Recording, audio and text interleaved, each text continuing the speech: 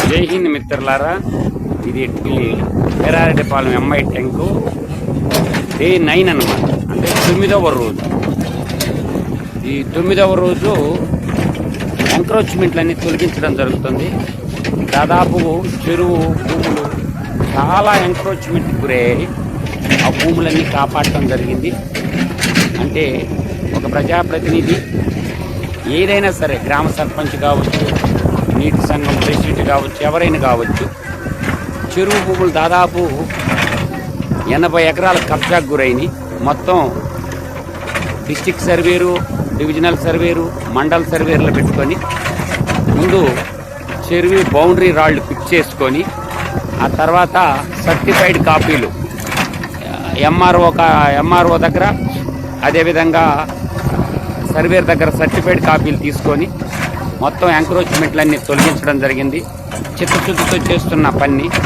మొదట్లో కొన్ని ఆటంకాలు ఎదురైనవి, కానీ అలా పని నడుస్తుండే కొద్దీ రైతులు కూడా సహకరించారు. చెరువు భూమి చెరువుకే ఉండాలి, మన ఊరు మన బడి మన గుడి మన చెరువు, ఈ కాన్సెప్ట్ మీద ముందుకెళ్తున్నాం. అందువల్ల ఎవరు వ్యతిరేక భావన మనకు అవసరం లేదు. కాబట్టి చెరువు ఉంటేనే మనకి, జలం ఉంటేనే మనకి సంపద ఉంటుంది. నీరు లేకపోతే సంపద ఉండదు. ఎక్కడైతే నీళ్లు అధికంగా ఉంటాయో అక్కడ సంపద అధికంగా కూడా ఉంటుంది. మనకి చరిత్ర చెప్పినటువంటి నిజం.